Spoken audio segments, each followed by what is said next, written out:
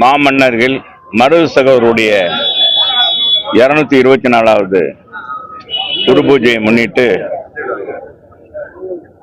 கழகத்தின் சார்பாக கழக பொதுச் செயலாளர் புரட்சி தமிழர் எடப்பாடியாருடைய ஆணைக்கிணங்க புரட்சி தலைவர் அம்மா காலம் தொட்டு மருது சகோதரருக்கு பெருமை சேர்த்து வருவது அண்ணா திராவிட முன்னேற்ற கழகம் ஒன்றுதான். அவர்கள் இருவருக்கும் திருப்பத்தூரிலே நினைவு மண்டபம் எழுப்பியதும் அவர்களுக்கு இந்திய அரசினுடைய அனுமதி பெற்று ஸ்டாம்ப் வெளியிட்ட ஒரு விழாவை தமிழக அமைச்சர் அத்தனை பேரும் கலந்து கொள்ள வேண்டும் என்று அம்மா அவர்கள் பணித்தார்கள்.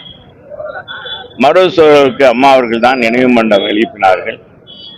இப்பொழுது கூட கழக பொதுச் செயலாளர் மக்களை காப்போம் தமிழகத்தை மீட்போம் என்ற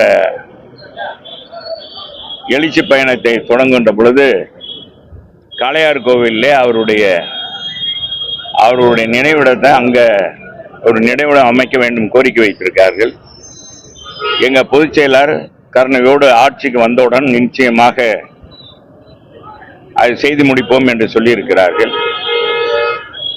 இன்றைக்கு மறைந்த தலைவர்களுக்கு ஐயா பசும்பொன் தேவராக இருக்கட்டும், வ.உ.சி. சிதம்பரமாக இருக்கட்டும், பாரதியாராக இருக்கட்டும்,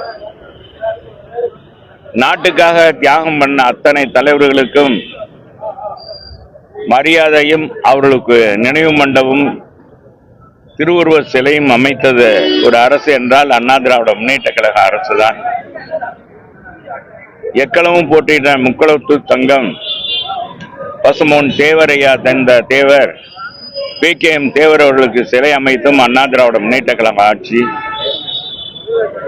தியாகிகளுக்கு நினைவு மண்டபம் அமைப்பதிலும் அண்ணா திராவிட முன்னேற்ற கழகம் தவிர வேற எந்த இயக்கமும் கிடையாது. திராவிட முன்னேற்ற கழகம் பேச்சுக்காக வாக்குக்காக அவர்கள் நாடகம் ஆடுவார்களே ஒழிய உள்ளன்போடு மறைந்த தலைவர்களுக்கு அவர்கள் எந்த நேரத்திலும் எந்த சூழ்நிலையிலும் அவருக்கு மரியாதை செய்வது கிடையாது. அவருக்கு நினைவுக்கு வந்ததெல்லாம் கலைஞர் கருணாநிதியுடைய பெயர் கலைஞர் கருணாநிதி தான். இந்த பெயர் தான் அவர்களுக்கு வரும்.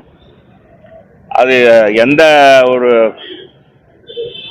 நிகழ்வாக எந்த ஒரு சாதனையாக இருந்தால் அதைத்தான் அவர்கள் குறிப்பிடுவார்கள்.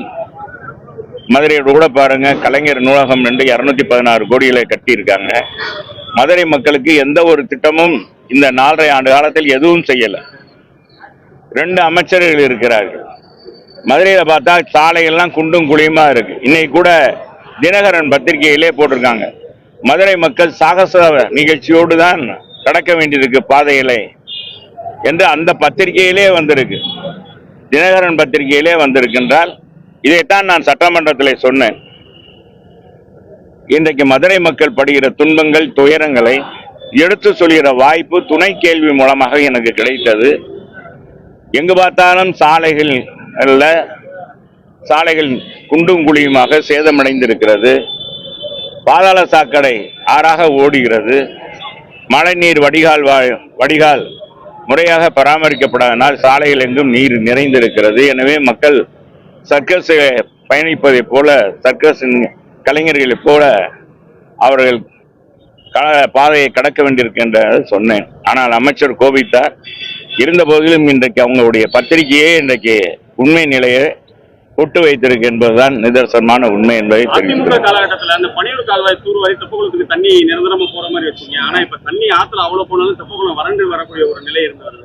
அதான் இந்த ஆட்சியினுடைய செயலற்ற தன்மை, மாநகராட்சி நிர்வாகம், மோசமான நிர்வாகம். மதுரை மாநகராட்சியில மேயர் முதல் இன்னைக்கு மண்டல தலைவர், நிலைக்குழு தலைவர் இல்லாத ஒரு மாநகராட்சியாக மதுரை மாநகராட்சி, ஊழல் நிறைந்த மாநகராட்சி, மக்களுடைய வரிப்பணத்தை கொள்ளையடித்த மாநகராட்சியாக, 200 கோடி கொள்ளையடித்த மாநகராட்சியாக ஒரு நீதி அரசரே இன்னைக்கு சுட்டிக்காட்டி இந்த மதுரை மாநகராட்சியில் மிகப்பெரிய முறைகேடு நடந்திருக்கு வரி விதிப்புல.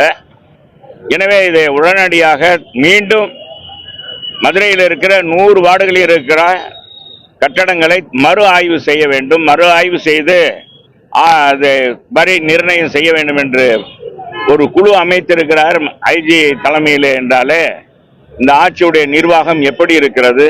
2 அமைச்சர்கள் இங்கே இருக்கிறார்கள். அந்த அரசு நிகழ்ச்சியில் மட்டுமே போய் போட்டோ ஷூட்டிங், அவங்க முதலமைச்சரை போல போட்டோ ஷூட்டிங் மட்டும் எடுத்து வந்து விடுகிறார்கள். இது போன்ற சூழ்நிலையில் மக்களை சந்தித்து நேரடியாக சந்தித்து இந்த பாதிக்கப்பட்ட பகுதிக்கு சென்று ஆய்வு செய்வதன் மூலமாக அதிகாரிகளை முடுக்கிவிட்டு அந்த பணி நிறைவு செய்த பணியில இந்த அமைச்சர்கள் யாருமே ஈடுபடுவது கிடையாது. ஆனால் 10 தொகுதி வென்றெடுப்போம் 10 தொகுதி வென்றெடுப்போம் என்றும் சொல்கிறார்கள். மக்கள் தான் எஜமானர்கள், மக்கள் தான் நீதிமான்கள். வருகிற தேர்தலில் இன்றைக்கு திராவிட முன்னேற்ற கழகத்துக்கு சரியான பதிலடியை ஒருவிரல் புரட்சி மூலமாக மதுரை மக்கள் கொடுக்க வேண்டும். 4 தொகுதியிலும் மாநகராட்சி பகுதியில் இருக்கிற மக்கள் இந்த பெருத்த முறைகேடுக்கு காரணமாக இருக்கிறவர்கள். 69 மாமன்ற உறுப்பினர்கள் இருந்தும் ஒரு மாநகராட்சி மேயரை கூட தேர்ந்தெடுக்க முடியாமல், 5 மண்டல தலைவரை தேர்ந்தெடுக்க முடியாமல், நிலைக்குழு தலைவரை தேர்ந்தெடுக்க முடியாத அரசு தான், கையாளாத அரசு தான் திராவிட முன்னேற்ற கழகம், அவருடைய கட்சியும் இன்றைக்கு இருக்க மதுரை அமைச்சர்கள் என்பதை இந்த நேரத்தில் குறிப்பிட விரும்புகிறேன். இருக்கக்கூடிய பொதுப்பணித்துறை அலுவலகத்தில் பாத்தீங்கன்னா இருளடைஞ்ச ஒரு நிலையில இருக்கு. பென்னிகூக்கு நினைவு மண்டபம் கட்டியது புரட்சித் தலைவர் அம்மா அவர்கள். முல்லை பெரியார் அணையை காப்பாற்றி கொடுத்தும் புரட்சித் தலைவர் அம்மா தான்.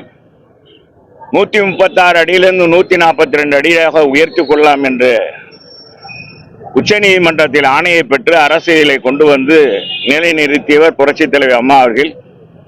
அந்த அணையை கட்டுவதற்கு பெரும் முயற்சி எடுத்து தன்னுடைய சொந்த செலவிலே பென்னிகூக்கு தன்னுடைய சொந்த பணத்தை, மனையுடைய நகையெல்லாம் அடகு வைத்து அந்த பணத்தை கொண்டு வந்து அந்த பெரியார் அணையை கட்டினார்கள்.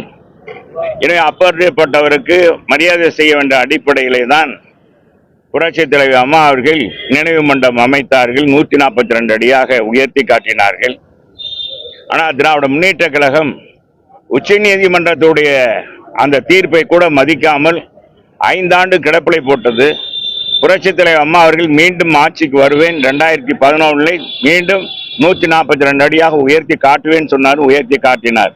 ஆனால் அதை கூட காப்பாற்ற முடியாத அரசு தான் திமுக அரசு. நீ 141 அடி என்று சொல்லி ஏதோ ஒரு ரூல்ஸை போட்டு இன்றைக்கு அணையிலே தண்ணி நிறைக்க முடியவில்லை. இதனால் 5 மாவட்ட விவசாயிகள், 5 மாவட்ட மக்களுக்கு குடிநீர் பாதிப்பு ஏற்படும். 2வது, கேரள அரசு இன்னைக்கு முல்லை பெரியார் அணையை எப்படியாவது அந்த அணையை உடைக்க வேண்டும், அணையை அப்புறப்படுத்த வேண்டும், புதிய அணை கட்ட வேண்டும் என்று நினைக்கிறார்கள். எனவே அந்த திமுக அரசுக்கு அது அழுத்தம் கொடுக்கவில்லை. எனவே அப்படிப்பட்ட சூழ்நிலை வந்தால் நிச்சயமாக 5 மாவட்ட மக்களும் கொந்தளிப்பார்கள் என்பதை நேரத்தில் தெரிவித்துக் கொள்கிறேன். நன்றி, வணக்கம்.